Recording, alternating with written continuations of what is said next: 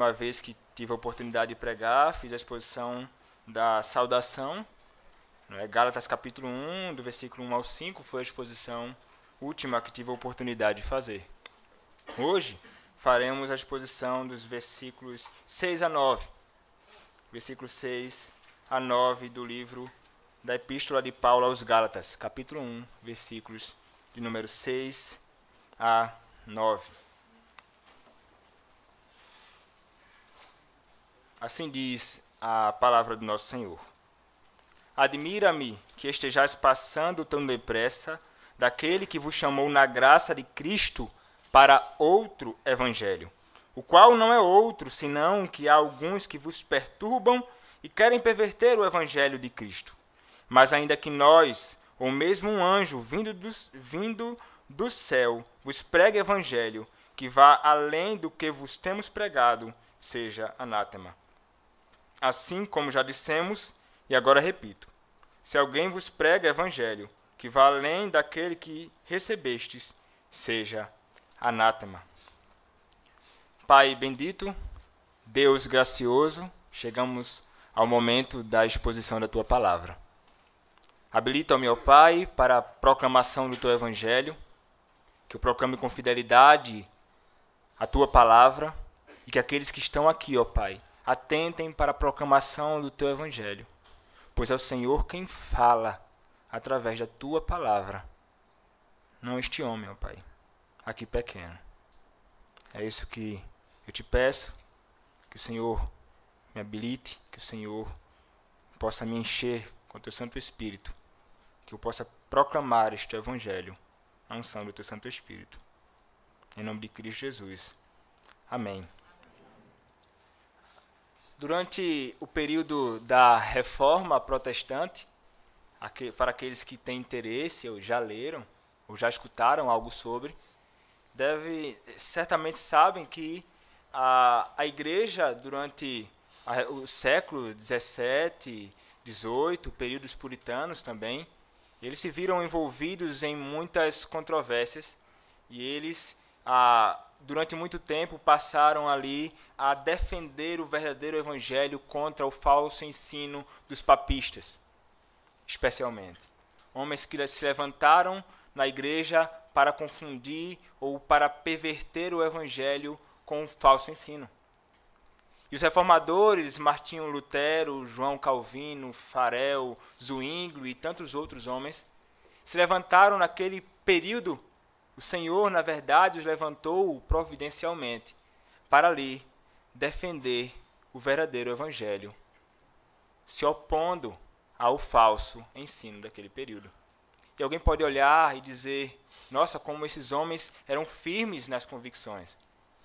Eles combatiam com toda a força o falso ensino, não somente através de seus escritos, mas também através da proclamação do evangelho de púlpito. Eles não temiam, não havia meias palavras, não existia politicamente correto, eles não temiam as autoridades daquele período. E você pode se surpreender com eles. Mas, se tem alguém que foi firme na defesa do verdadeiro evangelho, se tem alguém que de fato foi duro e foi com todas as forças de encontro ao falso ensino, este homem foi o apóstolo Paulo. E veremos isso aqui nesta carta. O apóstolo Paulo, ele foi incisivo, ele foi no centro, ele combateu com todas as suas forças o falso ensino que estava sendo propagado naquele período no seio daquela igreja tão amada por ele, daquela igreja que por ele foi plantada. Na exposição anterior, para quem estava aqui, mas para quem não estava, farei um breve comentário. No versículo 1 do capítulo 1, Paulo ele diz o seguinte: Paulo, apóstolo, não da parte de homens, nem por intermédio de homem algum, mas por Jesus Cristo, por Deus o Pai, que o ressuscitou dentre os mortos. O apóstolo Paulo ele faz questão de dizer Paulo, apóstolo. E por que motivo ele faz isso? Durante aquele período, os falsos mestres estavam querendo dizer que ele era um falso apóstolo, que ele era um apóstolo de segunda categoria. Estavam querendo fazer com que ele não fosse considerado apóstolo, com o propósito de fazer os Gálatas não darem atenção ao seu evangelho. Então, derrubando a autoridade apostólica de Paulo, eles certamente teriam êxito, né, em fazer com que a igreja não desse atenção ao evangelho pregado por Paulo. Paulo, entendendo isso, diz: eu sou Paulo, apóstolo, não da parte de homens, nem por intermédio de homem algum, mas por Jesus Cristo, que me chamou para o apostolado. Não foi homem algum, não foi igreja alguma que me enviou, mas sim o Senhor Jesus Cristo, que me vocacionou para este ofício tão precioso. Então ele diz: não foi homem, foi o próprio Jesus. E ele diz que ele tem companheiros que escreveram, ou que estiveram com ele quando ele escreveu, homens que aprovam o que o apóstolo Paulo estava escrevendo a esta igreja. Também encontramos aqui os destinatários, os irmãos das igrejas da Galácia. Mas não somente isso, ele ainda diz no versículo 3, graça a vós outros e paz da parte de Deus, nosso Pai e do nosso Senhor Jesus Cristo. Ele apresenta a graça e o fruto da graça de Cristo, que é a paz. E ele prossegue dizendo e apresentando aqui o seu evangelho, logo nesta saudação, dizendo o qual se entregou quem? Cristo se entregou a si mesmo pelos nossos pecados, segundo a vontade de Deus o Pai. Deus o Pai enviou o seu Filho morreu naquela cruz pelos nossos pecados. Este é o evangelho de Paulo, segundo a vontade de Deus o Pai. Com que propósito? Com o propósito de nos desarraigar deste mundo perverso, com o propósito de nos arrancar deste mundo perverso. Este é o evangelho de Paulo. Mas, depois desta saudação a esta igreja, algo diferente acontece. Diferente, inclusive, das outras cartas que o apóstolo Paulo escreveu. Quando Paulo certamente recebeu a notícia de alguém, ele não estava lá, nesse período. E é interessante notarmos o seguinte, Paulo, diferentemente do que ele faz nas outras cartas suas, ele aqui, nesta carta especialmente, após a saudação, não encontramos qualquer palavra de encorajamento, louvor ou ações de graças pela igreja da Galácia. Não sei se os irmãos já atentaram para isso, mas ele já começa aqui entrando no assunto da carta, diferente das outras cartas que ele escreveu para outras igrejas. Se você abrir a sua Bíblia comigo em 1 aos Coríntios, capítulo 1, versículos 4 a 9, vocês identificarão isso. A igreja de Corinto era uma igreja cheia de falsos ensinos, confusão, eram muitos pecados, uma igreja realmente muito confusa. Mas ainda assim, nós encontramos uma ação de graças do apóstolo Paulo a esta igreja. Versículos 4 a 9, o apóstolo Paulo diz: sempre dou graças a meu Deus a vosso respeito, a propósito da sua graça, que vos foi dada em Cristo Jesus, porque em tudo fostes enriquecidos nele, em toda palavra e em todo conhecimento, assim como o testemunho de Cristo tem sido confirmado em vós, de maneira que não vos falte nenhum dom, aguardando vós a revelação de nosso Senhor Jesus Cristo, o qual também vos confirmará até o fim, para serdes irrepreensíveis no dia de nosso Senhor Jesus Cristo. Fiel é Deus, pelo qual fostes chamados à comunhão de seu Filho Jesus Cristo, nosso Senhor. Ainda em Romanos capítulo 1, versículos 8 e 10, Romanos capítulo 1, versículos 8 e 10 a 10, diz o seguinte: primeiramente dou graças a meu Deus mediante Jesus Cristo no tocante a todos vós, porque em todo o mundo é proclamada a vossa fé, porque Deus, a quem sirvo em meu espírito, no evangelho de seu Filho, é minha testemunha de como incessantemente faço menção de vós, em todas as minhas orações, suplicando que, em algum tempo, pela vontade de Deus, se me ofereça boa ocasião de visitar-vos. Em Colossenses também encontramos algo semelhante a isto. Mas aqui nesta carta, não é isso. E por que não há uma ação de graças, louvor, oração, palavras de encorajamento do apóstolo Paulo? Porque o que estava acontecendo naquela igreja era muito grave. e que não havia espaço para isso naquela ocasião. Paulo, após a apresentação e identificação dos destinatários, parte logo para o assunto da carta. O assunto ele era urgente. O apóstolo Paulo inicia esta sessão dizendo que está espantado, estupefato, assombrado com o que estava acontecendo naquela igreja. Por que motivo Paulo estava espantado? Porque eles estavam se afastando do Evangelho, ou porque eles estavam se desertando do Evangelho. O apóstolo Paulo havia plantado essa igreja há pouco tempo. E os irmãos dessa igreja haviam escutado o Evangelho proclamado, o Evangelho da graça proclamado pelo apóstolo Paulo. Ele teve grande trabalho ali e também grande oposição durante a sua viagem para plantar aquela igreja. Grande perseguição e sofrimento. Homens que iam de encontro ao seu evangelho e que tentavam até tirar a sua vida, feri-lo. Ele teve grande trabalho. Eles, Gálatas, haviam tido a graça de ter o apóstolo Paulo como pai na fé deles e como discipulador deles também. Veja que privilégio para esta igreja plantada por ele. O apóstolo Paulo foi quem plantou, o apóstolo Paulo foi quem proclamou o evangelho naquela ocasião. Mas eles não deram importância para isso. É o que percebemos aqui nesta carta. A palavra traduzida por passando pode ser traduzida por transferindo ou especialmente desertando. A ideia é de transferir a fidelidade. É como se eles, usando aqui uma linguagem militar, estivessem se desertando de um exército para o outro. Como se eles estivessem no exército de Cristo e agora estão passando para um outro exército. Ou de um partido político para um outro partido político ou filosófico. Então eles estão abandonando, eles estão passando, eles estão se desertando para um exército inimigo, um exército totalmente contrário ao exército de Cristo, ao exército que prega e anuncia a verdadeira palavra. Por esse motivo, Paulo ele estava espantado, admirado com aquilo, e certamente indignado com tal situação. Mas não somente isso, ainda tem mais um agravante. O texto diz: admira-me que estejais passando tão depressa. Eles estavam passando depressa, rapidamente ou facilmente. Então, essa era a intensidade daquilo. O espanto do apóstolo Paulo é ainda maior por isso. Eles estavam passando muito rápido.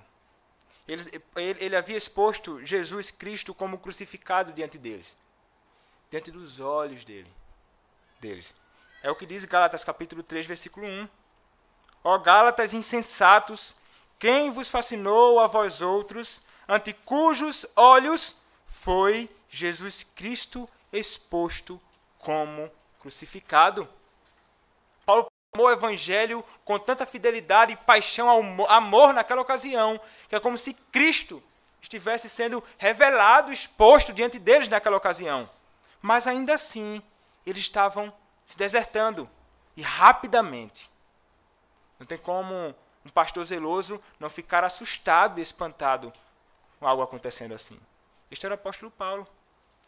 Um pastor hoje certamente ficaria espantado demais se ele tivesse plantado uma igreja, dedicado o seu suor, força na proclamação do evangelho. Em pouco tempo, rapidamente, a igreja se afastasse desse evangelho proclamado. Eu nunca tive esse sentimento, eu nunca plantei uma igreja. Mas eu tenho certeza que deve ser algo angustiante para aquele que trabalhou numa igreja e proclamou este evangelho. Lembro-me aqui, quando ele fala que eles abandonaram depressa, rapidamente, do que aconteceu com o povo de Deus em Êxodo, capítulo 32, versículos 7 a 8. Uma passagem certamente muito conhecida, onde o povo de Deus constrói um bezerro de ouro. E é interessante o que acontece lá. Êxodo capítulo 32, versículos 7 a 8.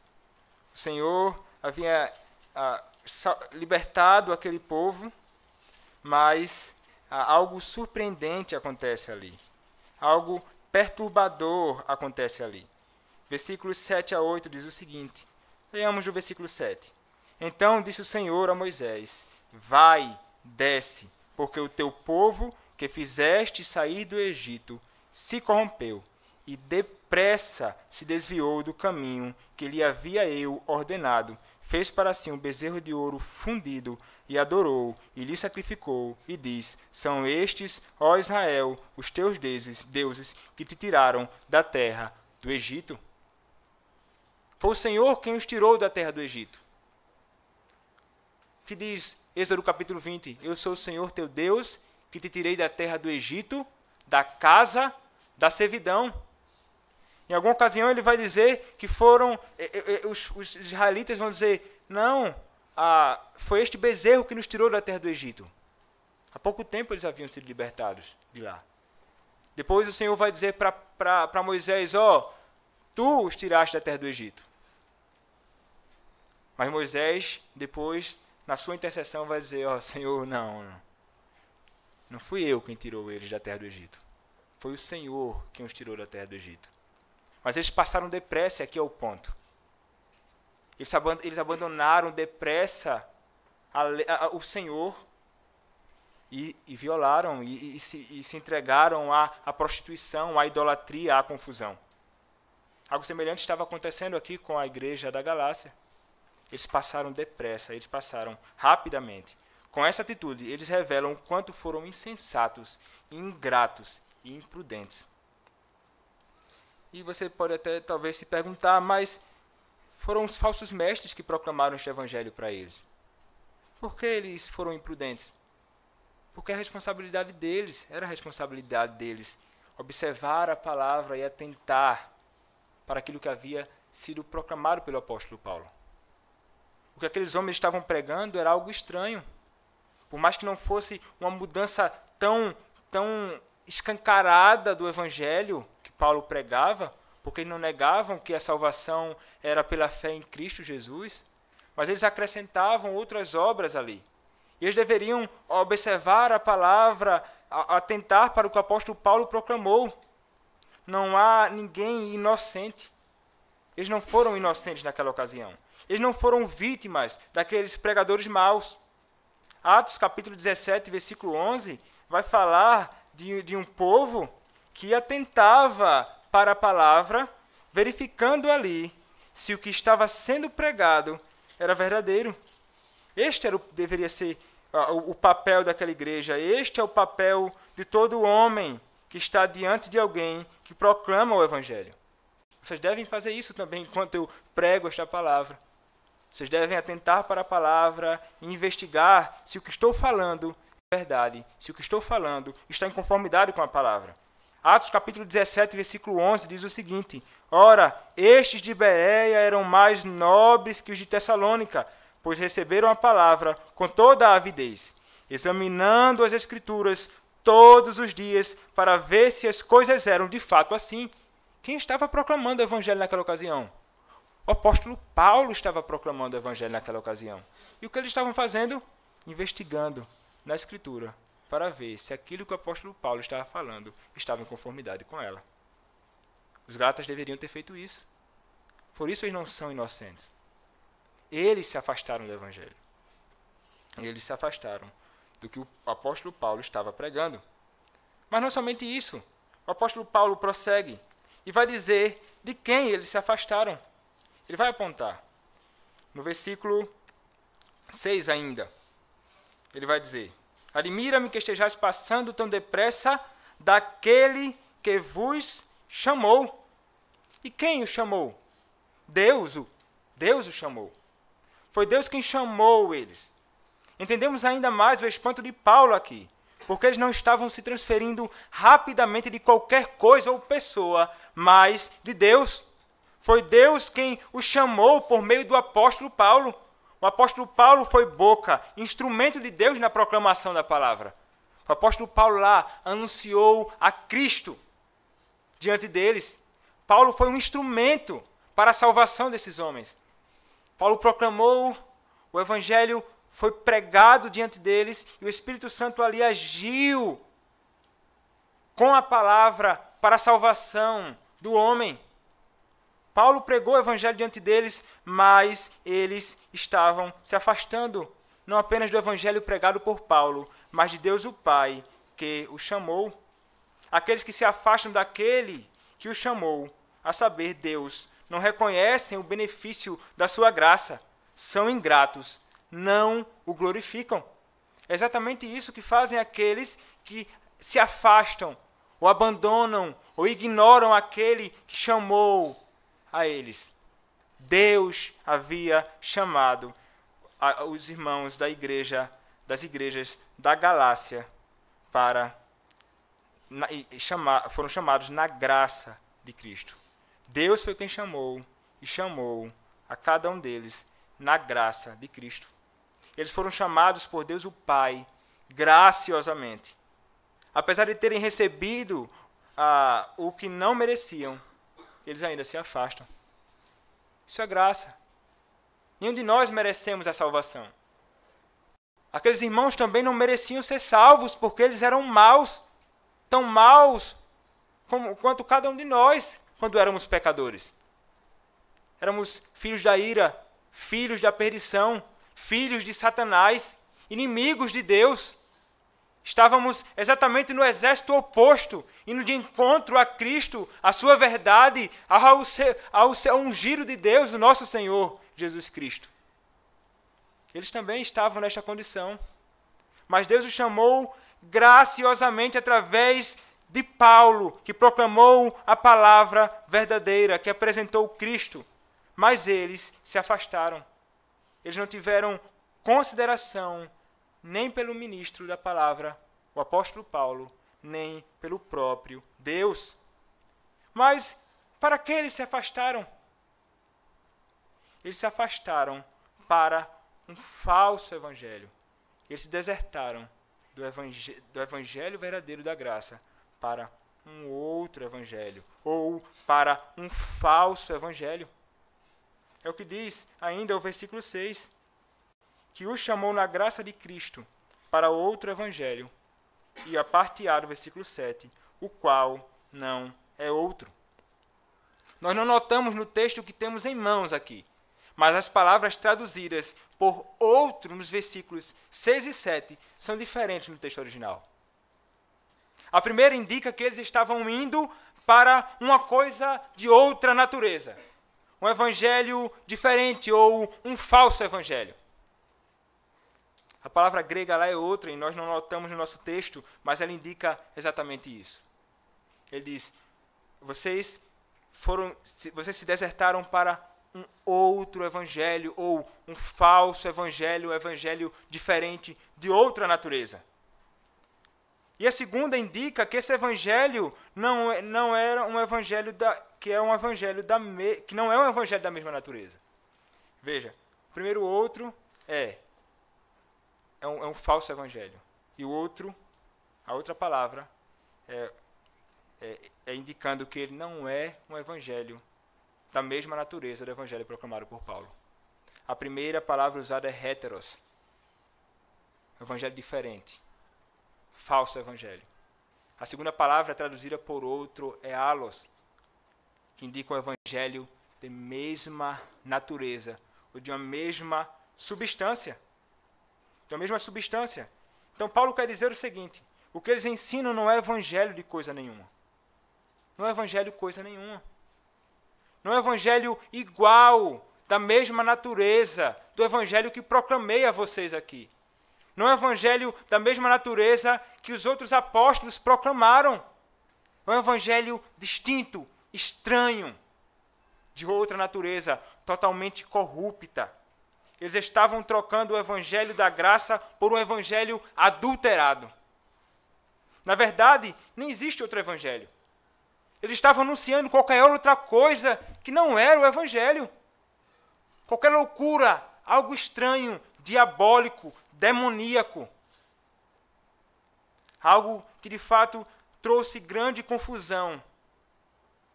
Algo que certamente poderia matar aqueles irmãos. Paulo diz, eles não proclamam o verdadeiro evangelho. Eles não proclamam o evangelho da mesma natureza do evangelho que proclamam. O verdadeiro evangelho, ele é imutável, pois não permite nenhuma variação. Onde houver variação, mudança, diminuição, mistura ou subtração, o evangelho deixa de ser evangelho. Ele se transforma em qualquer outra coisa estranha ao evangelho da graça. Então Paulo deixa claro ali, não escutem esses homens. Eles anunciam algo distorcido, uma perversão, uma subversão do verdadeiro evangelho. Mas o que não é o evangelho da graça?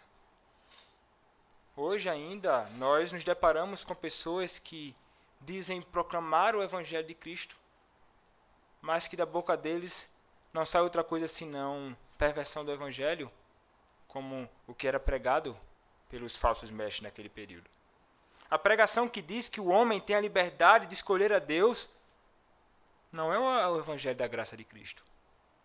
Não é o que a palavra de Deus revela para cada um de nós. Em ocasião alguma encontramos esta afirmação na Escritura. O homem não tem a liberdade para escolher a Deus, mas muitos dizem, o homem, ele tem a liberdade de escolher a Deus. O que não é a pregação da graça. A pregação que diz que Deus me aceita porque sou uma pessoa boa. Muitos dizem isso com frequência. Este é o evangelho da graça? Não. É estranho às Escrituras.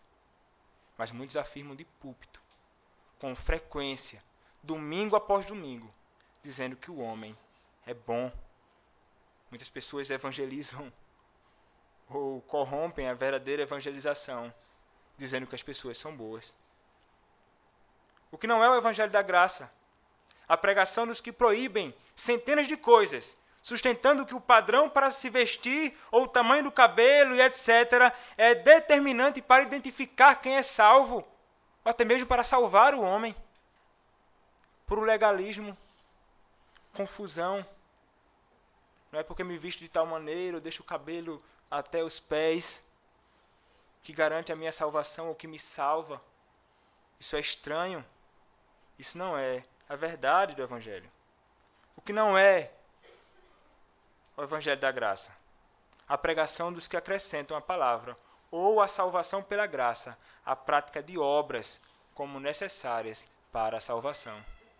Se tem uma igreja que faz isso descaradamente, uma falsa igreja, ou, como diz os nossos padrões, a sinagoga de Satanás, é a igreja romana. Eles acrescentam a obra de Cristo, as obras das suas próprias mãos, como se fosse necessário para a salvação do homem, a prática de boas obras. Isso é estranho. Alguns dizem, todos os caminhos levam a Deus. Por que você anuncia isso? Porque você diz que aquilo não é evangelho, aquilo outro não é o evangelho.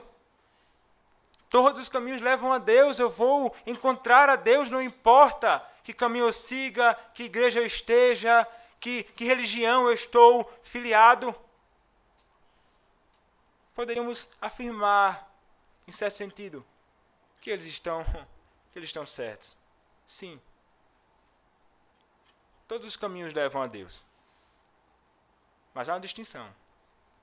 Porque alguns verão a face de um Deus paternal, ao passo que outros verão a face de um Deus irado, caso não trilhem o caminho que o Evangelho traça.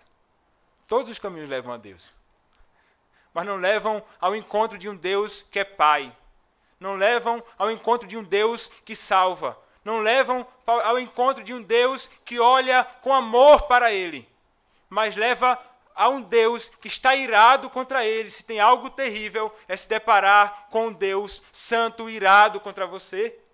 Se você não trilha os caminhos de Cristo para chegar até ele, ou os caminhos do Evangelho, você vai se deparar com um Deus irado. Todos os caminhos levam a Deus. Nesse sentido, sim. Mas no sentido que muitos falam aí, de que eles serão salvos, independente do que eles façam, isso é engano. Se continuarem sustentando isso, eles serão punidos. Eles estarão diante daquele que é terrível. Deus cairá com ira sobre eles, derramando sobre eles o cálice da sua ira. O cálice que caiu sobre Cristo. A ira de Deus caiu sobre ele porque o nosso pecado foi imputado sobre ele, a ponto dele gritar: Deus meu, por que me desamparaste? Nós que fomos salvos por Cristo não iremos experimentar sofrimento tão grande. Mas aqueles que sustentam o falso evangelho, eles sofrerão penalidades terríveis. Mas o que é o evangelho da graça? O apóstolo Paulo falou nos versículos 3 a 4 desta epístola: o qual se entregou a si mesmo pelos nossos pecados. Cristo, que morreu na cruz, se entregando por nós. Que se entregou pelos nossos pecados para nos desarraigar deste mundo perverso, segundo a vontade de Deus o Pai. Aqui está o resumo do evangelho de Paulo. Paulo inicia a saudação anunciando qual é o verdadeiro evangelho. E durante todo o restante da carta ele vai defender este evangelho. O evangelho da graça é aquele que anuncia Cristo e este crucificado. Era este o desejo de Paulo. Não apresentar outro Cristo estranho, como muitos apresentam por aí, mas Cristo e este crucificado, salvação para o homem perdido. O evangelho da graça é aquele que prega que o homem não pode escolher a Deus porque está morto. É o que a palavra diz. Basta ler Efésios. Basta ler as Escrituras com atenção, que perceberemos que nós estávamos mortos em nossos delitos e pecados, mas Cristo nos resgatou graciosamente. Ele nos reviveu. Estávamos perdidos na sepultura. Este é o evangelho da graça. O evangelho que anuncia que estávamos mortos. O que é o evangelho da graça? É aquele que prega que o homem tem que mudar, se arrepender dos seus pecados. Não permanecer como um homem bonzinho, como se a bondade dele o levasse a conhecer a Cristo e a ser salvo. Isso é confusão, isso é grande engano. A minha bondade não me leva a Cristo. Na verdade, nem bom eu sou. Muitos pensam que são bons, mas são os homens mais vis deste mundo. O que é o evangelho da graça? O evangelho que sustenta que o homem é mau e que nada nele faz Deus se agradar dele, senão se irar contra ele. Deus se ira contra o homem. Mas o evangelho da graça é aquele que anuncia que o homem é mau e ele precisa de um redentor. É isso que a lei do Senhor faz conosco. Quando contemplamos a lei, os 10 mandamentos em Êxodo 20, nós percebemos ali a nossa miséria. E percebemos que somos maus, que somos terríveis, que jamais conseguiríamos cumprir aquela lei. Mas ainda ali naquela lei ela anuncia um redentor. Por isso pregamos que o homem é mau e que ele se vê em pecado e apresentamos o redentor. A lei faz isso. A lei apresenta a ele que existe o redentor e que o salvará. Que ele viria para cumprir aquela lei no lugar deles. O homem é mau. O que é o evangelho da graça? É o evangelho que afirma que não somos salvos porque nos vestimos de determinada maneira. Não é a forma que nos vestimos que determina como seremos salvos. Mas quando somos salvos, há um modo de nos vestir. O modo que nos vestimos com modéstia é fruto da salvação anterior. Não há causa para a salvação. O que é o evangelho da graça? É a pregação que anuncia a livre graça de Deus na justificação do homem por meio da fé em Cristo Jesus. Justificados, pois, mediante a fé, temos paz com Deus.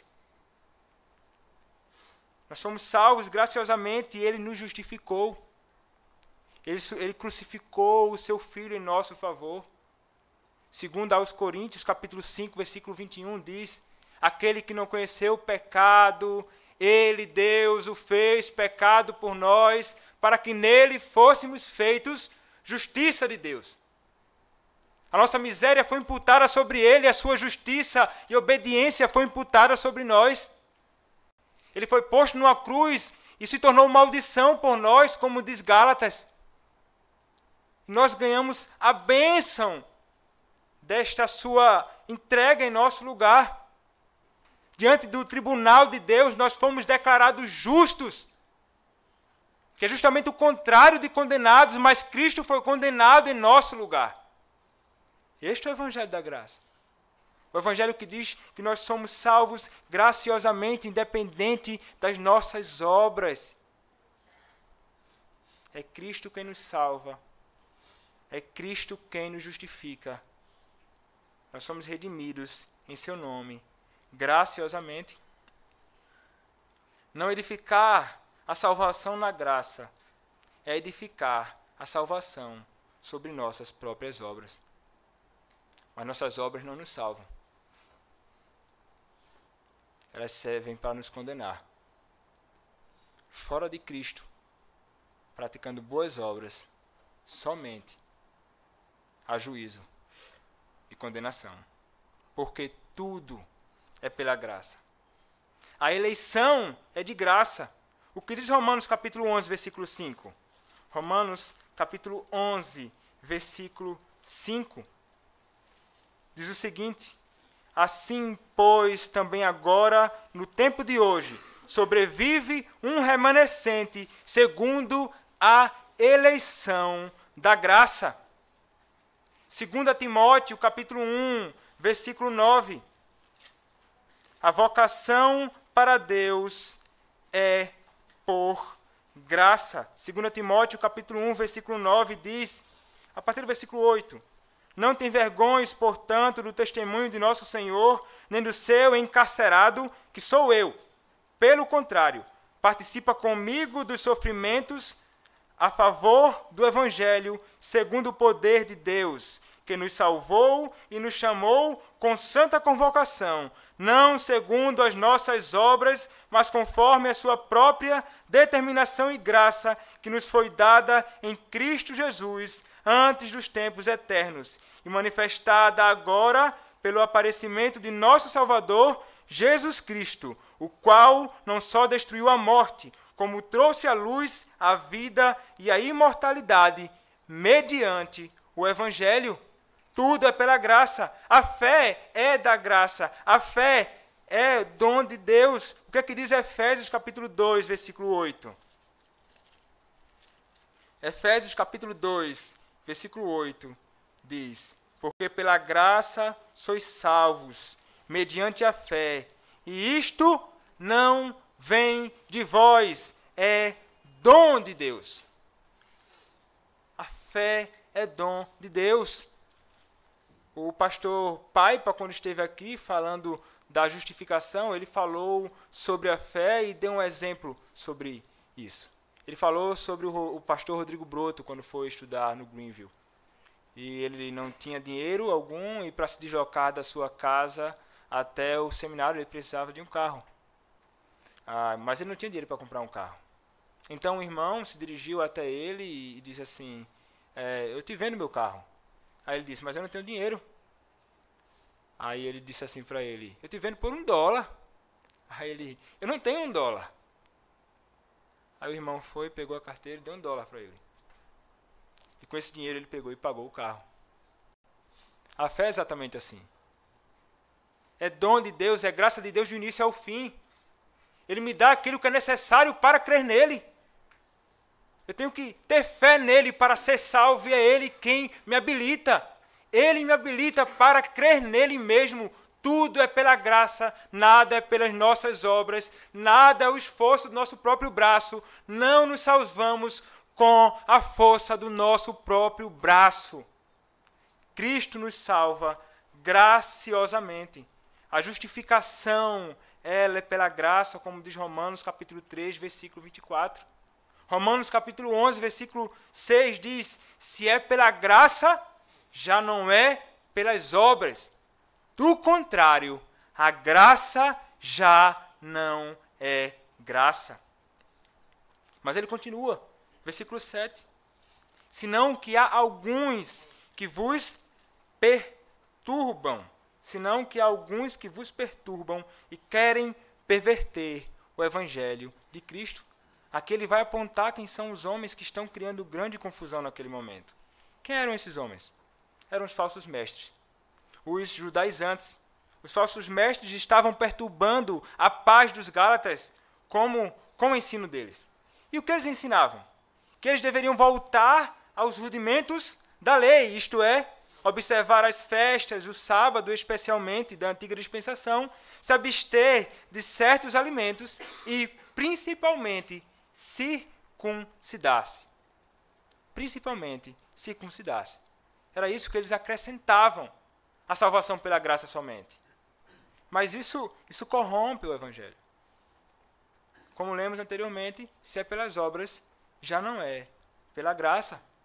Então eles queriam empurrar isto naqueles irmãos. O evangelho dos judaizantes está lá em Atos capítulo 15, versículo 1. E diz assim: alguns indivíduos que desceram da Judéia ensinavam aos irmãos: se não vos circuncidardes, segundo o costume de Moisés, não podeis ser salvos. Não havia uma adulteração descarada, como falei anteriormente, completa do verdadeiro evangelho da graça. Mas isso fazia desse ensino totalmente contrário ao que fora pregado pelo apóstolo. Eles estavam invertendo o evangelho, fazendo isso, transformando em outra coisa totalmente distinta. Não qualquer coisa. Eles não estavam fazendo isso com qualquer coisa, mas sim com o evangelho de Cristo. Com o evangelho de Cristo. E afastar-se de Cristo para um evangelho corrompido como este é afastar-se do Deus da graça. É afastar-se do Cristo que os chama. É afastar-se de Deus. E quais são as características do falso mestre? Características que podem ser percebidas hoje ainda, pois temos muitos falsos mestres ainda hoje. Perturbar a igreja e perverter o evangelho. É isso que os falsos mestres fazem. Eles fazem exatamente isso. Perturbam e pervertem o evangelho. O que diz Atos capítulo 15, versículo 24? Atos capítulo 15, versículo 24. Diz o seguinte: visto sabermos que alguns que saíram de entre nós, sem nenhuma autorização, vos têm perturbado com palavras, transtornando a vossa alma.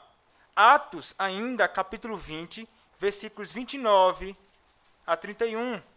Atos, capítulo 20, versículos 29 a 31, diz o seguinte: eu sei que depois da minha partida entre vós penetrarão lobos vorazes que não pouparão o rebanho, e que dentre vós mesmos, ele está falando aqui com os presbíteros, se levantarão homens falando coisas pervertidas para arrastar os discípulos atrás deles.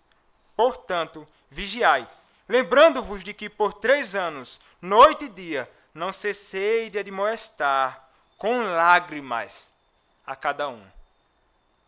Eles perturbam e eles pervertem.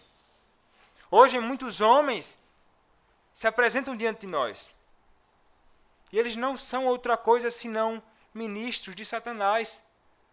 Satanás, por vezes, vem como um anjo de luz para enganar a muitos. Fez isso no passado. Será que seria diferente hoje? Não. O que é que diz 2 aos Coríntios, capítulo 11, versículos 14 e 15? 2 aos Coríntios, capítulo 11, versículos 14 e 15. Assim diz a palavra: e não é de admirar, porque o próprio Satanás se transforma em anjo de luz. Versículo 15. Não é muito, pois, que os seus próprios ministros se transformem em ministros de justiça, e o fim deles será conforme as suas próprias obras. Tem muitos homens aí que se dizem ministros de Deus, ministros do Evangelho do Senhor, mas não passam de ministros de Satanás. Homens loucos, para perverter o evangelho de Cristo e fazer a igreja do Senhor morrer. Há falsos mestres hoje dizendo, e com frequência nós escutamos isso, homens que querem tomar um título grande para si, para que as pessoas possam, para que as pessoas escutem cada um deles. Então muitos deles dizem o seguinte: não me contestem, eu sou autoridade, eu sou um apóstolo, eu sou um profeta, eu sou um querubim, um serafim. Daqui a pouco aparece um louco falando isso. E muitos querem tomar esses títulos para dizer exatamente isso. Não me contestem, não toqueis no ungido do Senhor. Isso é frequente. Está na boca de muitos homens desonestos.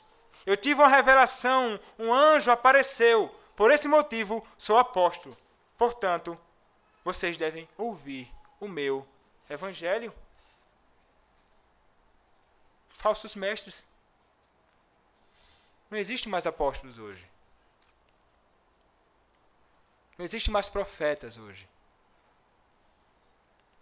Não toquei no ungido é argumento de gente desonesta, que quer abusar com a sua autoridade de homens e não quer ser contestado pela igreja.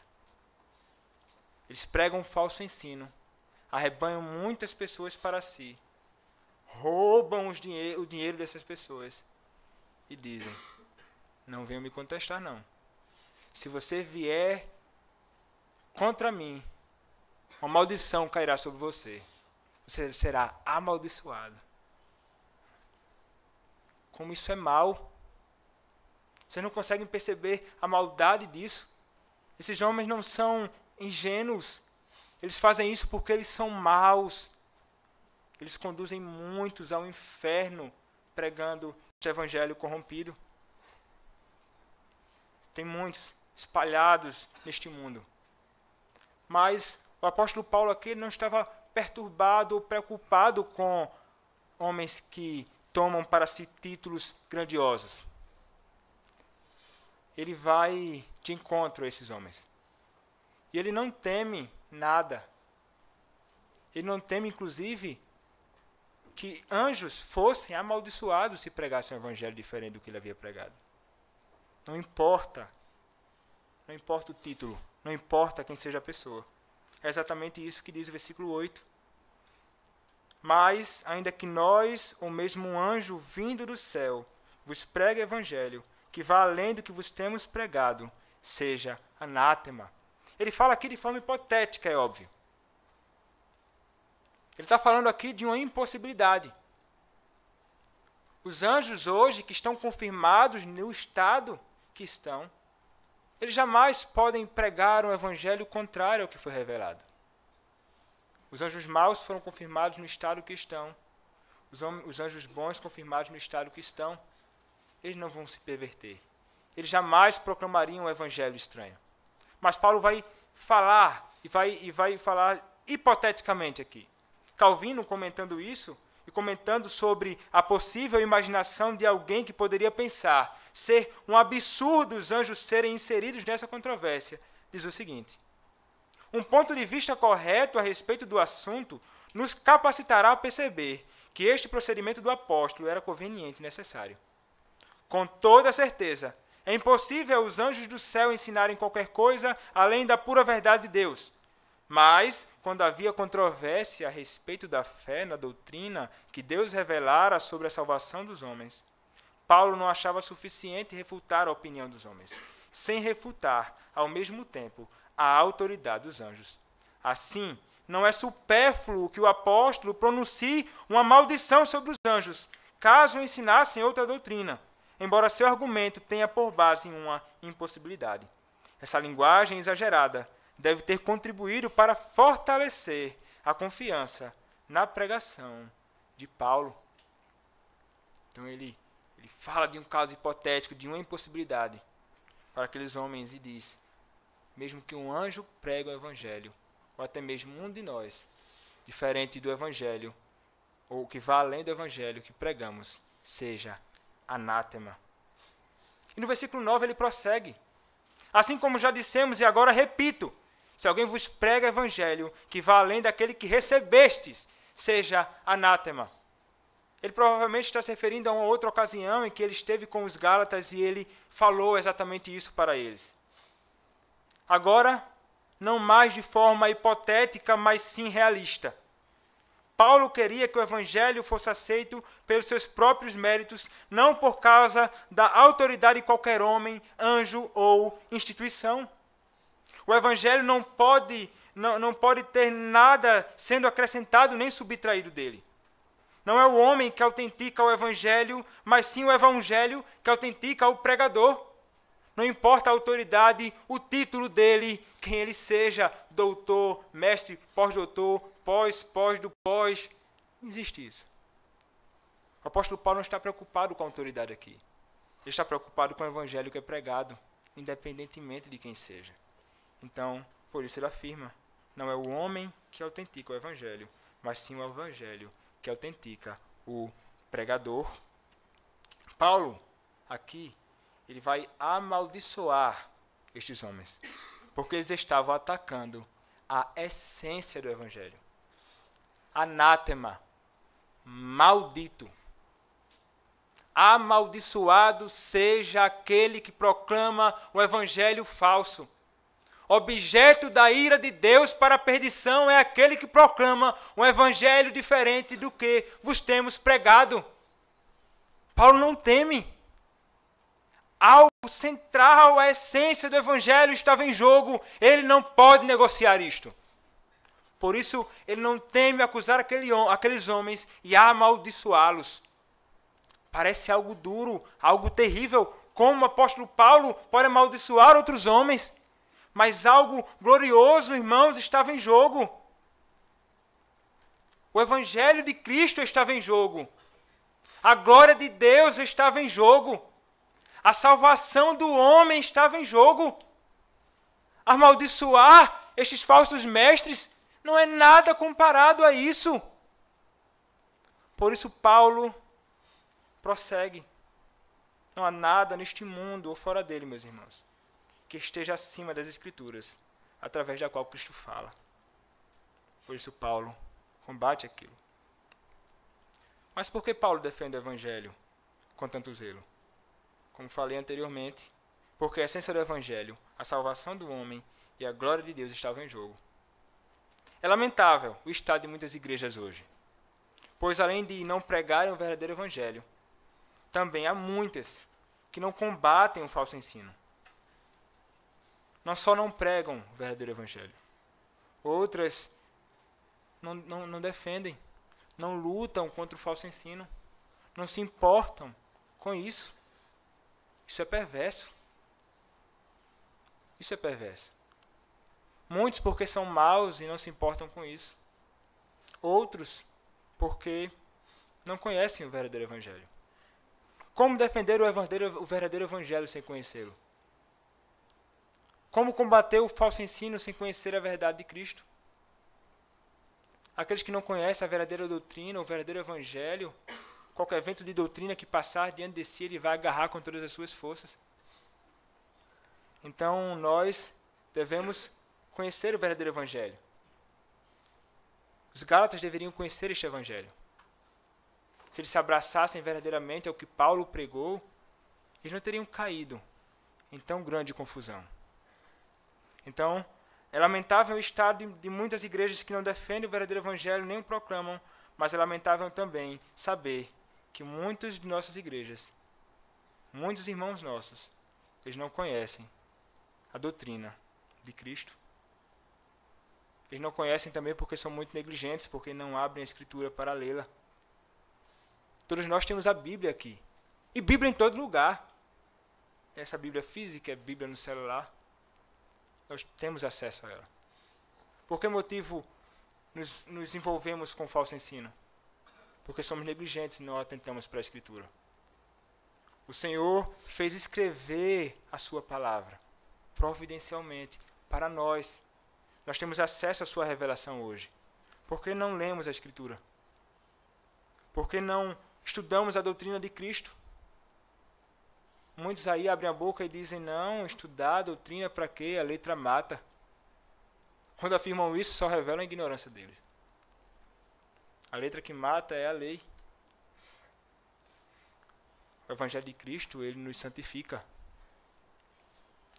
Conhecer a boa doutrina é fundamental para a Igreja de Cristo. Defendê-la é tão importante quanto. Paulo ele está combatendo aqueles que estão atacando a essência do Evangelho. Não porque estão ensinando algo periférico. Não devemos fazer de qualquer assunto ou do nosso zelo o nosso carro de batalha contra qualquer irmão. Não foi algo periférico que fez Paulo amaldiçoar aqueles homens. Era a essência do Evangelho. Mas por que motivo, muitas vezes, nos envolvemos com discussões tão bobas? Muitos, no lugar mais apropriado, fazem isso. No Facebook. Pense no lugar apropriado para a discussão. Fazem com frequência isso. Discutindo coisas que não competem a eles. Coisas que eles não conseguem perscrutar. Falam sobre os decretos de Deus e coisas que o homem não consegue perscrutar. Mas as discussões são infindáveis. E leva muitos até a dizer assim, este homem aí não é meu irmão não. Esta igreja? Igreja não. Isso é a sinagoga de Satanás. Simplesmente porque talvez nesta igreja tenha, sei lá, um grupo de louvor. Ou outras coisas que não estão inerentemente ligadas à essência do Evangelho. Ou porque talvez ele batiza por imersão e você entende que é por aspersão e você olha para ele e diz, não, esse cara não é meu irmão não. Muitas pessoas acusam e chamam igrejas de não igreja e chamam irmãos de não irmãos por causa de assuntos periféricos. E muitos estão até prontos, são rápidos para amaldiçoar. Eles não temem isso. São homens imprudentes, pessoas que conheceram a verdade, mas não têm a menor sabedoria para aplicar esta verdade. Se tem uma coisa que é danosa para a Igreja de Cristo, é o conhecimento da verdade, separado da sabedoria para aplicar este conhecimento. Mas é o que mais vemos por aí. São as pessoas mais interessadas em ler, e leem vários livros. Mas pecam contra o irmão. Naquilo que não for essencial, devemos seguir o conselho de Paulo. Ainda em Gálatas, capítulo 6, versículo 1.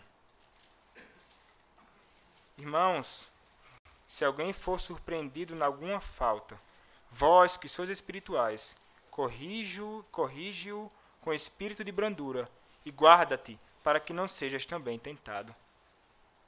Paulo trata com esses irmãos como crentes e irmãos. Ele não chama de outra coisa.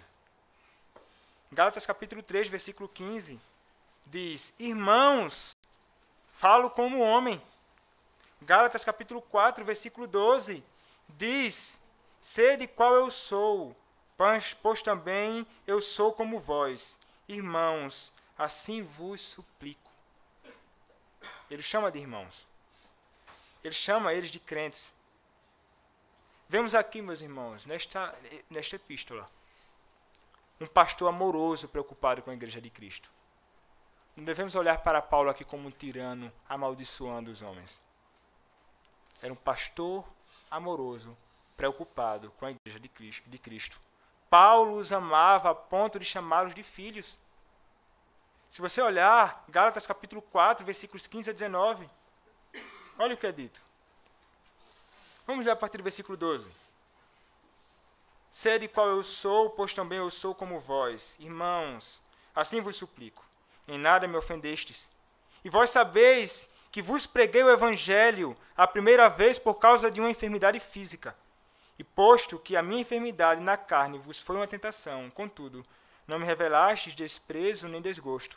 Antes me recebestes como anjo de Deus, como o próprio Cristo Jesus. Que é feito, pois, da vossa exultação? Pois vos dou testemunho de que, se possível fora, teríeis arrancado os próprios olhos para nos dar. Tornei-me, porventura, vosso inimigo, por vos dizer a verdade? Os que vos obsequiam não o fazem sinceramente, mas querem afastar-vos de mim, para que o vosso zelo seja em favor deles. É bom ter sempre zelo pelo bem, e não apenas quando eu estou presente convosco. Meus filhos, por quem, de novo, sofro as dores de parto, até ser Cristo formado em vós. Isso é um pastor amoroso. Será que ele não amava esta igreja? Por isso ele defende o evangelho com tanto zelo. Ele amava aqueles irmãos. E qual era o propósito dele aqui? Fazer Cristo ser formado neles. Ele queria conduzir aqueles irmãos a se conformarem a Cristo, o Redentor da alma deles. Por isso, ele defende com tanta paixão e indignação contra o falso ensino. Esse deveria ser nosso papel. Esse deve ser o papel de todo ministro de Cristo. Todo ministro de Cristo deveria defender com zelo, grande zelo, o evangelho de Cristo. Porque todos dependem dele. Nós dependemos deste evangelho. Nós que fomos salvos. Aqueles que não foram salvos também dependem do evangelho. O evangelho é necessário para crente e descrente. Por que não defendemos com zelo? Porque muitos pastores não defendem com zelo. Eles não amam a Cristo. Eles não amam a igreja de Cristo quando não defendem este evangelho. Por esse motivo devemos ser zelosos pelo evangelho, como for o apóstolo Paulo. O descrente precisa dele para ser redimido.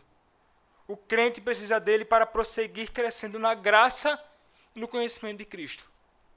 O que seria de nós se esse evangelho não tivesse sido proclamado para nós? O que seria de você? Você estaria aqui nesta noite? Você não estaria aqui nesta noite. Você estaria perdido neste mundo. Mas o evangelho foi pregado para vocês. Alguém anunciou este evangelho. E vocês foram redimidos. E hoje precisamos dele sim. Nós fomos salvos, mas dependemos dele constantemente.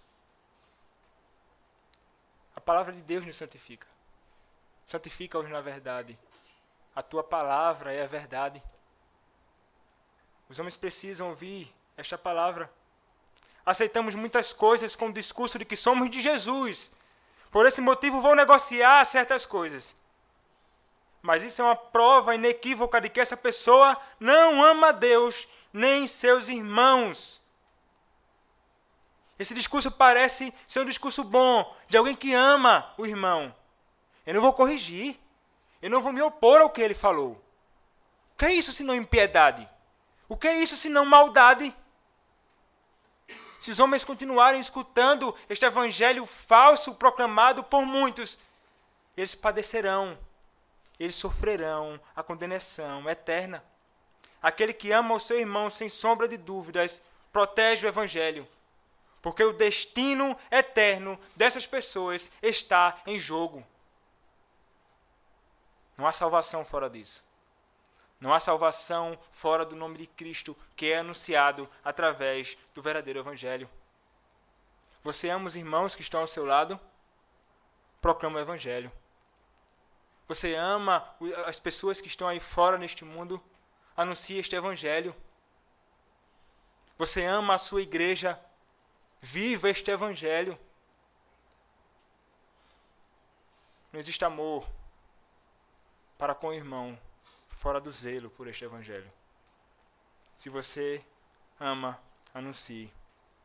Paulo fez tudo o que fez aqui porque os amava. Nós devemos prosseguir assim como Paulo, que sejamos tão zelosos quanto ele na proclamação deste evangelho, a fim de que o homem que se encontra perdido hoje, ele possa ser salvo do inferno e ser resgatado para o reino do Filho do seu amor.